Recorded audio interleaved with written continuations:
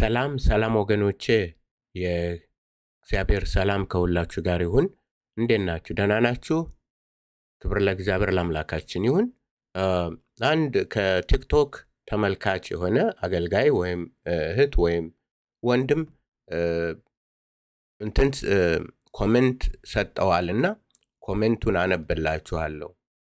በአሁኑ ወቅት በዓለም ላይ ብዙ ክርስቲያኖች ክርስቶስን በመከተላቸው ምክንያት እየተገረፉ፣ እየተሰደዱ፣ እየተገደሉ እንዴት ከክርስቶስ ጋር ነግሰዋል ትላለህ? እንዴት ነግሰናል ትላለህ? ይህ የተሳሳተ አስተምሮት ነው፣ ስህተት ነው ይላል።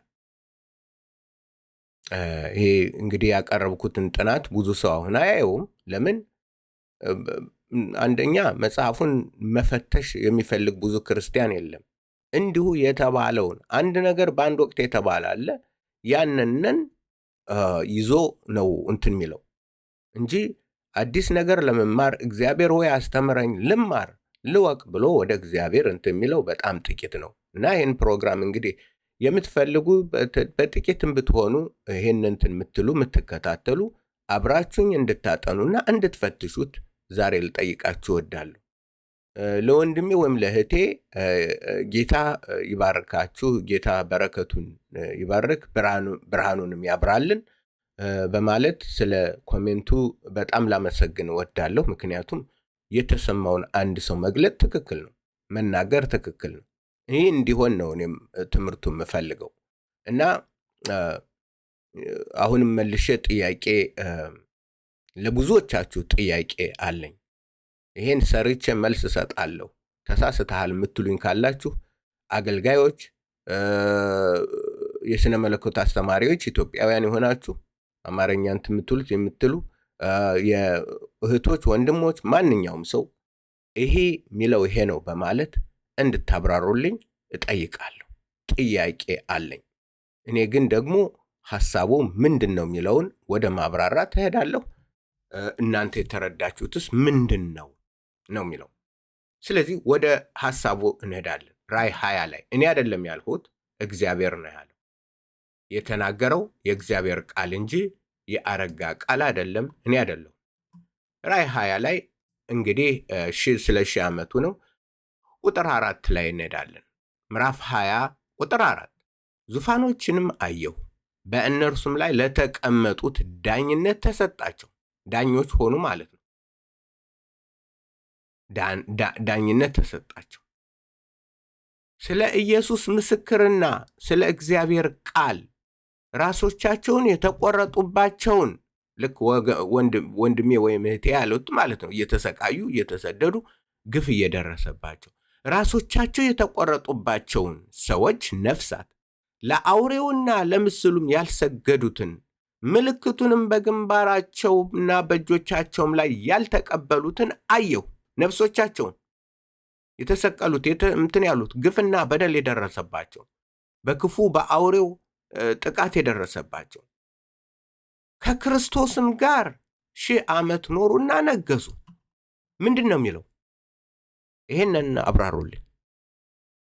ምንድን ነው የሚለው? አንገቶቻቸው ተከፍሎ ምን ብለው በየት እንዴት ነው የሚነግሱት? መጽሐፍ ሌላ ቦታ ላይ መፈለግና ይህንን መረዳት ከሌለብን ዝም ብለን አነብናቢዎች ሁነን እንደ አባቶቻችን ዳዊት ደጋሚዎች ሁነን እያነበብን ብንሄድ የሚገባውን ካላወቅን በብዙ ነገር እንስታለን። ተሳስታችኋል ለምትሉኝ እንስታለን ምለው ለምንድን ነው? መጽሐፉን እንደሚገባ ካልተረዳን። ስለዚህ እነዚህ እነማን ናቸው? እንዴት አንገቶቻቸው ተቆርጦ ይነግሳሉ? ከክርስቶስ ጋር እንዴት 1000 ዓመት ይነግሳሉ? ምንድን ነው? ይህንን አምጡልኝ።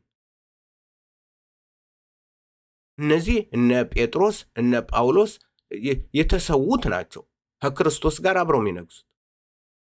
በሄድ ይሻለኛልና ከጌታዬ ጋር በሆን ደስ ይለኛል፣ ብኖር ግን ለእናንተ ጥቅማችሁ ነው። በሄድ ክብር ይጠብቀኛል፣ ከክርስቶስ ጋር አብሬ ነው እንትምለው።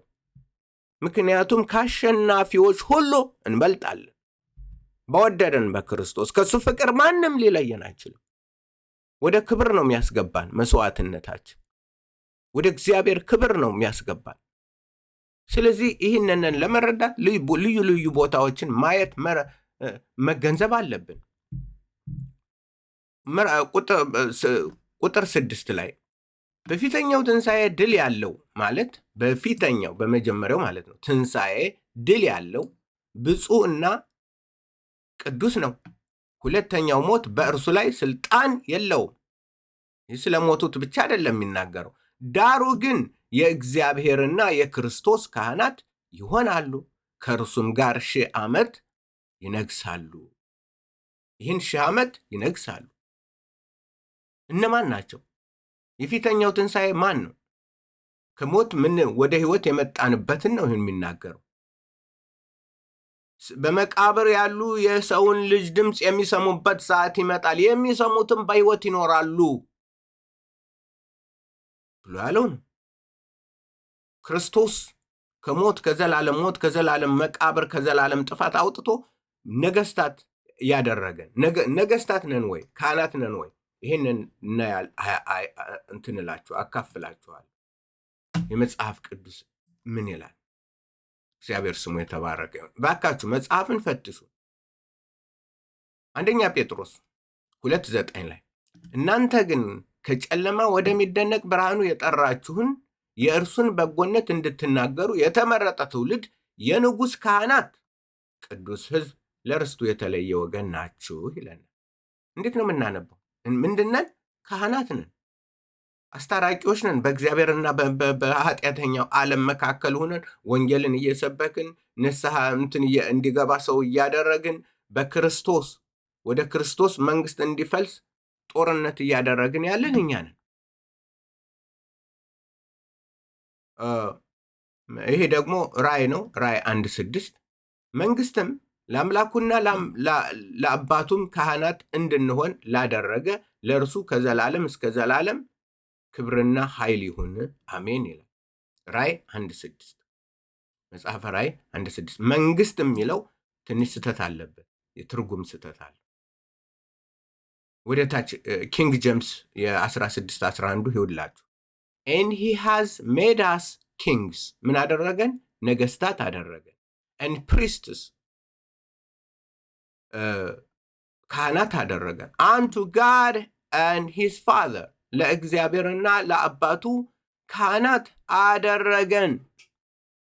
ገና ሊያደርገን ነው ከ1000 ዓመት በኋላ 1000 ዓመት እንትን ብሎ ለዛ አይደለም። አሁን ነን ነው የሚለው። ምን አድርጎናል? ፓስት ቴንስ ነው። made us kings and priests ነገስታትና ምንድን አደረገን? ካህናት አደረገን።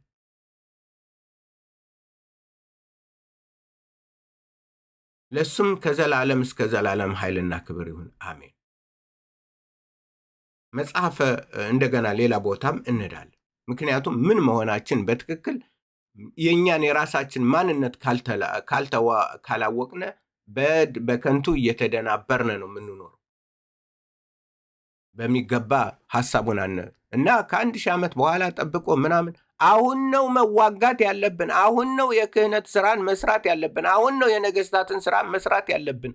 አሁን ነው እንጂ ሌላ ሰው አይደለም። አይሁዶችም አይደሉም፣ ማንም አይደለም።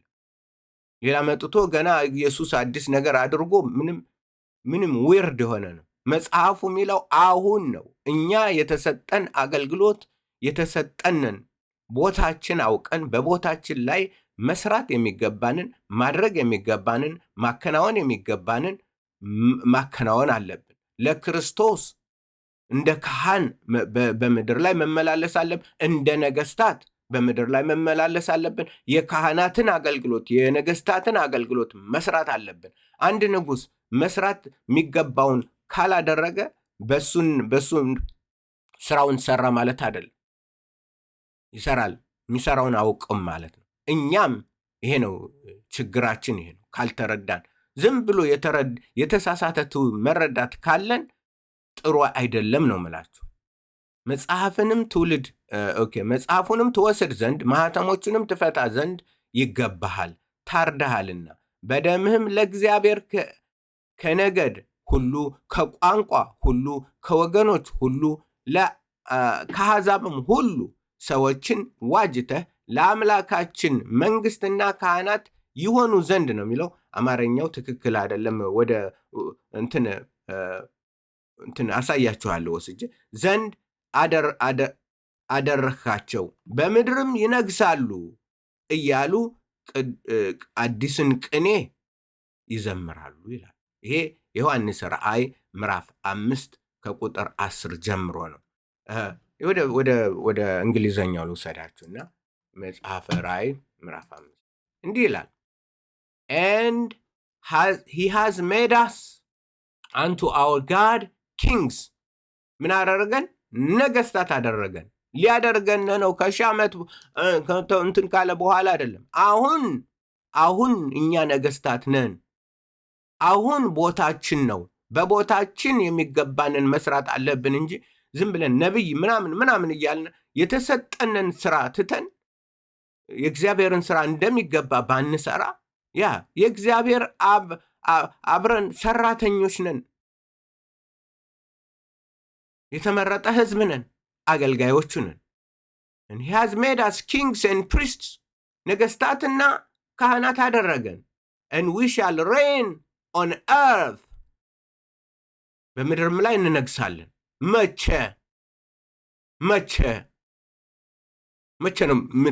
ነው የምትነግሱት? መልስ መቼ ነው? ይህንን እንዴት ነው የምትረዱት? ምክንያቱም መጽሐፍ ቅዱስ እንደዚህ አይነት መጽሐፍ ነው። እጹብ ድንቅ የሆነ ያማረ የተዋበ ደስ የሚል መጽሐፍ ነው። ሊጠና የሚገባው ሊፈተሽ የሚገባው ነው። አዎ ተሳስቼ ከሆነ ይህንን አብራሩልኝ። አንድ አገልጋይ አንድ እንትን ይህንን አብራሩልኝ። ምክንያቱም ለመማር እኔ ራሴ የተዘጋጀው ነኝ። ይህንን ታኔ እኮ ማወጣው ማወርደው ማነበው እናንትን ምለው ለብዙ ሰው ባይገባውና እንትን ባይለው እኔ ደግሞ እግዚአብሔርን ቃል ፈትሻለሁ ብዙ ጊዜ። እኔ ማነኝ? ምንድነኝ? ምን ማድረግ አለብኝ? እንዴት መኖር አለብኝ? በክርስቶስ ፊት እንዴት ነው መመላለስ ያለብኝ? መኖር ያለብኝ ይሄ ነው። ይህንን እንጠይቃለሁ። ምክንያቱም በትክክል ማንነቴን ማወቅ አለብኝ። ማንነቴን አውቄ ደግሞ የሆንኩትን ያን ስራ የተሰጠኝን ስራ መስራት እንዳለብኝ አምናለሁ። ለእያንዳንዱም ክርስቲያንም ያ ነው። ስለዚህ ነገስታት አደረገን፣ ካህናት አደረገን፣ በምድር ላይ እንነግሳለን። መቼ ነው የምትነግሱት? መቼ? ምንድን ነው የሚለው ይሄ መጽሐፍ? እሺ ኮመንት አድርጉም። እሺ ይሄ በኮመንት እንኳን ስጡኝ። ወል እዚህ ላይ ነው ትክክለኛ ያልሆንከው፣ እዚህ ላይ ነው የተሳሳተው፣ ይሄ ነው። ይህንን ሁሉ አንድ ላይ አድርገን ስንረዳ ግን ለካ ራዕይ የሚናገረው ልክ ነው። መጽሐፈ ራዕይ የሚናገረው ለካ እኛን ነው። ሙታንም ቢገደሉ እንኳን ነገስታት ነው የሚሆኑት። አንድ ሰው ጳውሎስ ወደ እሄዳለሁ ሩጫዬን ጨርሻለሁ የክብር እንትን ይጠብቀኛል ያለው ምንድን ነው? ወዴት ሊሄድ ነው? አብሮ ሊነግስ ነው ከክርስቶስ ጋር። በምድርም ነግሷል፣ በዛም ከሱ ጋር ደግሞ አብሮ ይነግሳል። ስለዚህ 1000 ዓመቱ የክርስትና የተሰጠ አጠቃላይ የአዲስ ኪዳን ዘመን ነው። ሁላችንም ድነን፣ ሁላችንም ተፈውሰን፣ ሁላችንም በእግዚአብሔር ፊት ከእርሱ ጋር ማንም የማይለየን፣ ማንም ሞት ቢሆን መላእክት ቢሆን ምንም ቢሆን የማይለየን። አዎ ስደት አይደርስብንም፣ ይደርሳል ነው የሚለው። እንደዚህ እኮ ነው የሚለው። የሞቱት አንገቶቻቸው የተከሉባቸው ይነግሳሉ እያለ። እንዴት አንገቶቻቸው ታዲያ አሁን 1000 ዓመት ሲመጣ አንገቶቻቸው የተከሉ ሁሉ ተሰብስበው በምድር ላይ ከኢየሱስ ጋር ሊነግሱ ነው?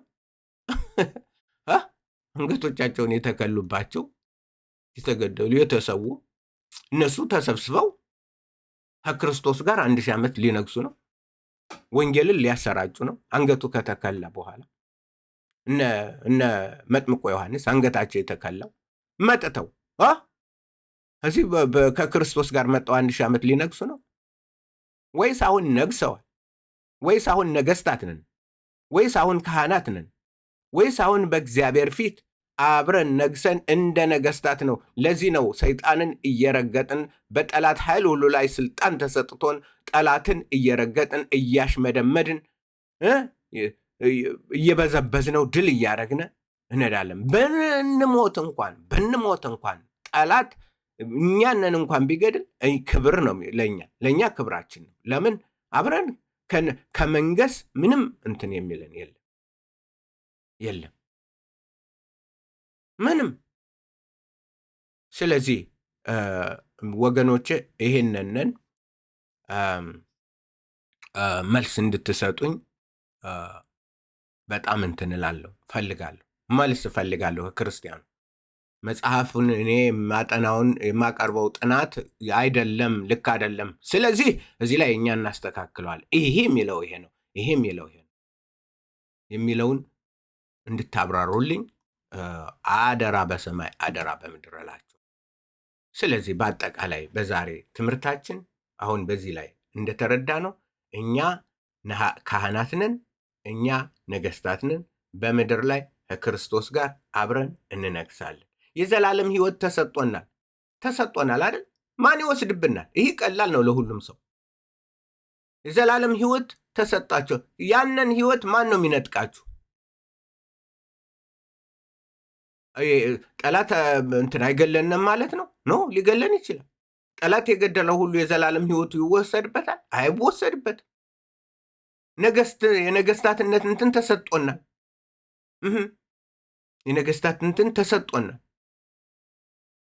ጠላት ያጣቃ እንትን ያንን ንጉስነታችን ወይም ነገስታትነታችን ሊወስድብን ይችላል? አይችልም። ክህነት ተሰጥቶናል። የክህነት አገልግሎት በዚህ በክህነት አገልግሎት ስንሰራ ጠላት እንትን ቢያደርግ ያን ሊወስድብን ይችላል? አይችልም። ስለዚህ አንዳንዴ በተረዳነው ጋር በዛ ጋር በማነጻጸርም መረዳት ጥሩ ነው እና እግዚአብሔር ስሙ የተባረከ ይሁን። ጥያቄውንም ለጠየቃችሁ ጌታ ይባርካችሁ። ለጠየቅ እህት ወይም ወንድም ጌታ ኢየሱስ ክርስቶስ አብዝቶ ይባርክሽ፣ ይባርካችሁ። ሌሎቻችሁም ይህን የምትመሰሙና የምታደምጡ ጌታ ይባርካችሁ እና በዚህ ዙሪያ ላይ አስተያየታችሁን እንድትሰጡኝ በጣም እፈልጋለሁ። አልገባንም የምትሉ ካላችሁ ይሄ ጉዳይ አልገባኝም አብራራልኝ፣ ከሌላ የመጽሐፍ ቅዱስ ክፍል ጋር አምጥተህ አወርደህ እንትን ብለህ ብዙ ማወቅ እፈልጋለሁ የምትሉ አስተያየት መስጠት፣ ጥያቄ መጠየቅ እንደምትችሉ ልገልጽ እወዳለሁ። እንግዲህ ጌታ ከእናንተ ጋር ይሁን። ደህና ሁኑልኝ።